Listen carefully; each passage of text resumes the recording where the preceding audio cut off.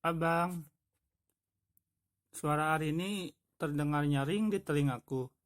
Kurasa tetesan air mata jatuh di pipiku. Perlahan, kubuka mataku. Samar-samar, kulihat Arini sedang terduduk mendekap tubuhku. Ia kemudian mengangkat kepala dan menatapku dengan pipi yang sudah basah. Matanya bengkak. Abang, Abang Yusuf tak apa-apa kan? Isaknya. Tangannya yang terasa dingin mengusap pipiku lembut. Abang, gak kenapa-napa dek, ucapku berbohong. Masih teringat jelas sosok menyeramkan yang menatapku di balik jendela. Sosok bermuka keriput dengan rambut acak-acakan, menyeringai seperti ingin menyantapku. Lidahnya panjang, terkilir keluar, benar-benar menakutkan. Abang, kenapa bisa di sini? Tanya Arini khawatir. Mungkin abang rindu dek, ucapku sekenanya. Abang hari ini di rumah aja ya dek, badan abang gak enak, kayaknya demam, lanjutku. Ia mengangguk cepat.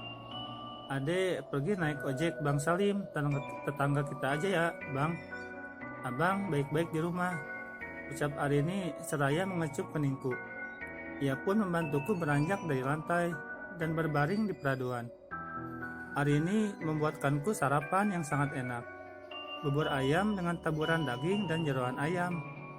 Tapi tunggu, ada sesuatu yang aneh ketika aku menyantap bubur buatan istriku tersayang.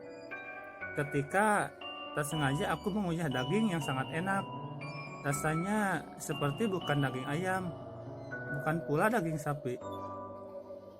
Teksturnya seperti jeroan sapi, tapi lebih tebal. Ah, entahlah, baru kali ini aku menikmati daging yang super lezat ini.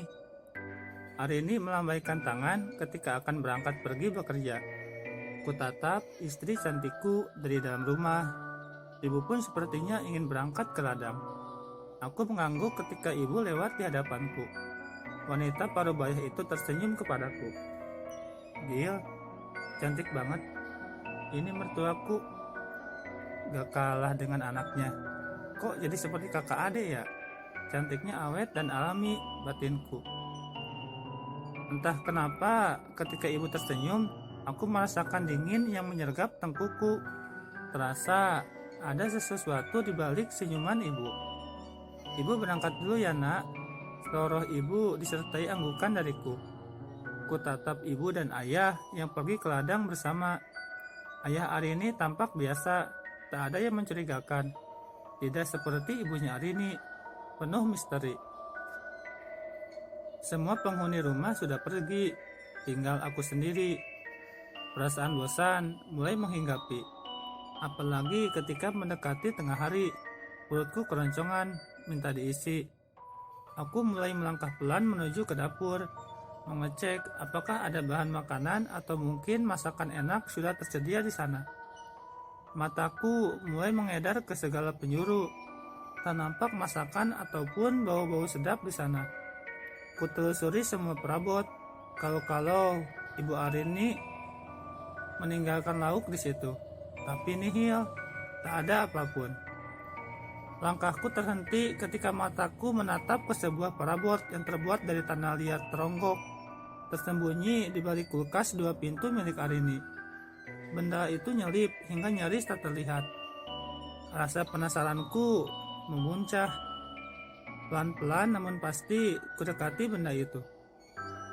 Tanganku dengan mudah menggapainya, dan dengan jantung yang berdebar, perlahan kubuka tutupnya.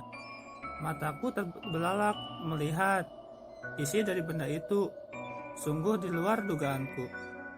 Begitu dibuka, bau anyir seketika menyeruak, membuatku ingin muntah. Sekuat tenaga berusaha kutahan. Seogok daging merah yang masih berlumuran darah dan tebal itu mengeluarkan bau anyir darah yang menyiksa indera penciumanku. Segera ku taruh kembali di tempatnya dan keluar berlari dari dalam rumah. Jantungku berdebar amat kencang. Benda apa itu? Seumur hidup baru kulihat benda menjijikan itu tersimpan rapi di dalam rumah. Apa tidak mengganggu? Jika itu daging, kenapa terlalu banyak darah dan berbau amis? Berikutnya memenuhi pikiranku. Dengkulku terasa lemas. Aku sungguh takut untuk kembali masuk ke rumah itu. Aku terus berjalan hingga tersadar sudah sampai di sebuah warung nasi tak jauh dari rumah Arini. Walaupun selera makanku sudah hilang, aku tak mau membiarkan diriku kelaparan. Dengan langkah gontai, aku masuk ke dalam warung. Seorang wanita tua menyambutku dengan ramah dan senyuman yang sangat khas. "Mari nak, masuk," ucapnya sembari melambaikan tangan. Aku mengangguk dan duduk. Tanganku masih gemetar karena ketakutan. Ternyata hanya ada aku dan nenek tadi di warung. Ia datang membawa nasi dan beberapa lauk, juga sambal yang kelihatannya sangat lezat. Dengan lahap ku makan semua makanan yang nenek sediakan. Ajaib, rasa mual itu hilang seketika dan aku begitu menikmati masakannya. Nenek tadi duduk di hadapanku. Ia menatap penuh rasa kasihan.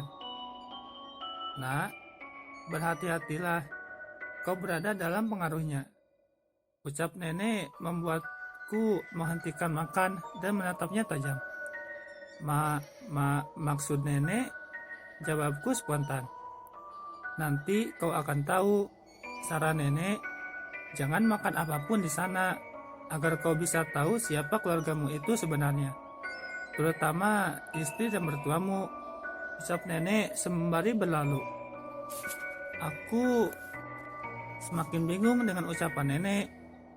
Ia sudah kali kedua ada orang yang menasehatiku untuk berhati-hati. Sebenarnya ada apa denganku dan juga keluarga baruku? Setelah selesai makan dan membayar, aku pun berpamitan pulang. Perasaanku kini terasa lebih lega.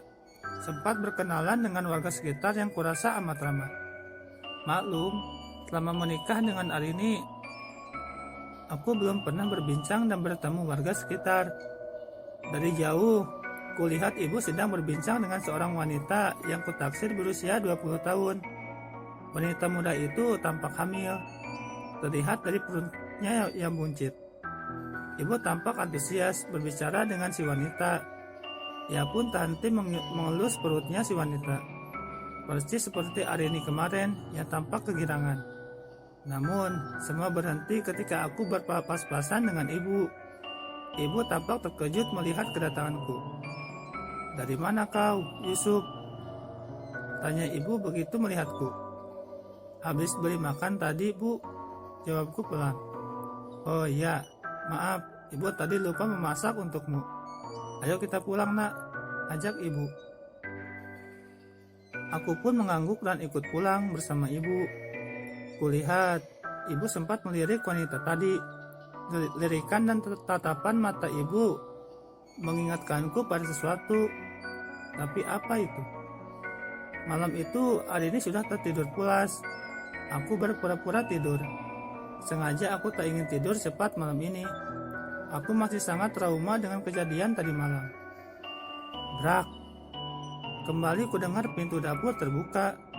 Kudengarkan dengan seksama. Lagi dan lagi. Kudengar suara desisan dari arah luar jendela kamarku. Badanku gemetar. Aku yakin itu makhluk yang semalam melotot menatapku. Shh, shh. Kubiarkan suara itu hingga kemudian terdengar pok, pok, pok. Dengan langkah gemetar, aku mendekati jendela kamar. Sengaja di sudut yang berbeda.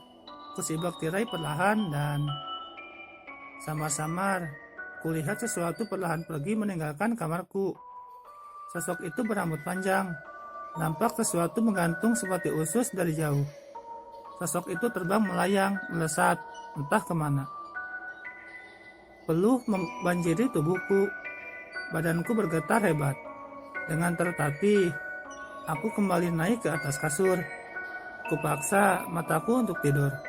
Baru kali ini kulihat sosok tanpa tubuh melayang, membumbung di angkasa. Aku tak tahu itu apa. Ingin rasanya malam ini aku pergi dari tempat ini. Sungguh mengerikan tinggal di sini. Tapi pasti hari ini tak akan mau pindah. Karena perjanjian dari awal, aku harus tinggal bersamanya di sini. Sial, malam ini aku tak juga mau tidur. Aku sengaja membelakangi Arini berpura-pura sudah tertidur lelap. Tak lama kurasakan ranjangku sedikit bergoyang. Arini bangkit dari tidurnya perlahan. Ia melangkah keluar dari dalam kamar. Sayup-sayup, kudengar Arini seperti berbincang dengan seseorang. Suaranya amat kuhafal. Sepertinya itu ibu yang mengajaknya berbincang. Kudengar percakapan mereka dari dalam, sembari berbisik-bisik. Aku melangkah mendekati pintu. Mataku membesar ketika mengintip dari balik pintu. Ketika kulihat Arini dengan lahap memakan seonggok daging merah berlumuran darah bergantian dengan ibunya. Mereka tampak mengerikan. Hingga